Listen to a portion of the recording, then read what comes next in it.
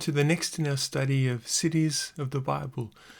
Today we're looking at three cities really, but two that are pretty much always intertwined. The first, though, is the city of Babylon. So Babylon was the ancient walled capital of the Babylonian Empire, and it was located between the Tigris and the Euphrates River in southern Mesopotamia. The city was part of the empire of Nimrod, referred to in Genesis chapter 10 and verse 10.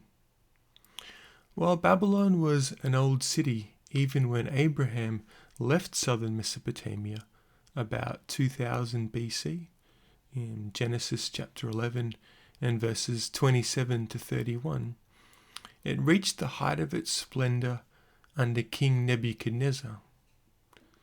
Nebuchadnezzar ruled from 605 to 562 BC. It was actually Nebuchadnezzar II, I believe. He enlarged the city to an area of about 6 square miles and beautified it with magnificent buildings. In Nebuchadnezzar's time, 8 major gates led into the city, whose double walls spanned both sides of the Euphrates River. The main gate, known as the Ishtar Gate, opened to a sacred processional way, which led to the temple of pagan Babylonian god Marduk. The gate and the city walls were decorated with coloured bricks, which featured drawings of lions, dragons, and bulls.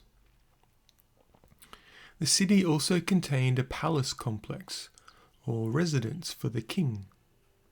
The famous Hanging Gardens of Babylon, once one of the 7 wonders of the ancient world, were located near these buildings. According to tradition, Nebuchadnezzar built these gardens for one of his foreign wives to remind her of the scenery of her homeland. Babylon is the city to which the citizens of Judah were carried as captives after the Babylonians overran their nation in 586 BC. One of these captives, the prophet Daniel, interpreted a dream for King Nebuchadnezzar, making it clear that God would judge the Babylonians because of their mistreatment of God's people, as well as because of their paganism and idolatry. Daniel chapter 4. This happened as Daniel predicted in 539 BC, when Babylon fell to the Persians. Today, the ruins of this ancient city are an eloquent testimony to the passing of mighty empires and the hand of God in human history. The second twin cities give a very similar testament. Located near the Dead Sea, Sodom and Gomorrah were 2 cities destroyed by God around 2000 BC because of their wickedness and depravity. These cities, along with Admah, Zeboim, and Zoar, were known as the cities of the valley. Genesis chapter 13 and verse 12, Genesis 19 and verse 25. This was located in the rich, fertile lands that were flat south of the Dead Sea.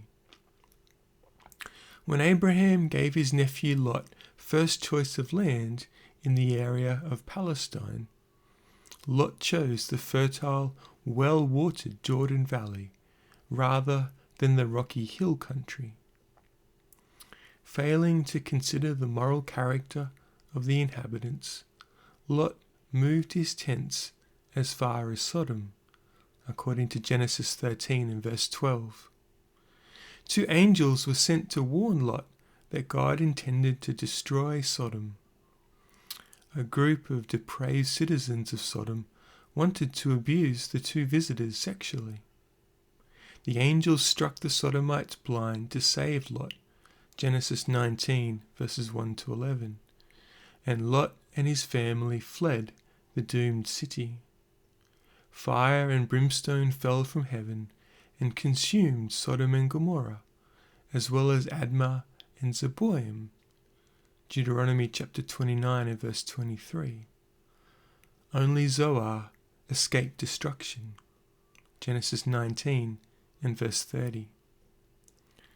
When Lot's wife looked back at the burning city of Sodom in disobedience of God's instruction, she was changed into a pillar of salt. Genesis 19 and verse 26. A formation of salt, traditionally referred to as Lot's wife, may be seen today on the shores of the Dead Sea. The destroyed cities of the plain were never rebuilt. Even Zoar eventually disappeared. Formations of salt, sulfur, and asphalt in the vicinity lead many scholars to believe that the cities of the plain are buried beneath the shallow waters of the southern end of the Dead Sea. Before its destruction, this area was rich and productive.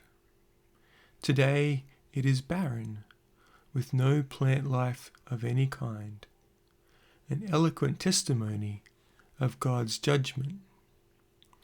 Many of the Old Testament prophets, including Amos, reminded the Israelites of the destruction of Sodom and Gomorrah to call the people back to the worship of the one true God.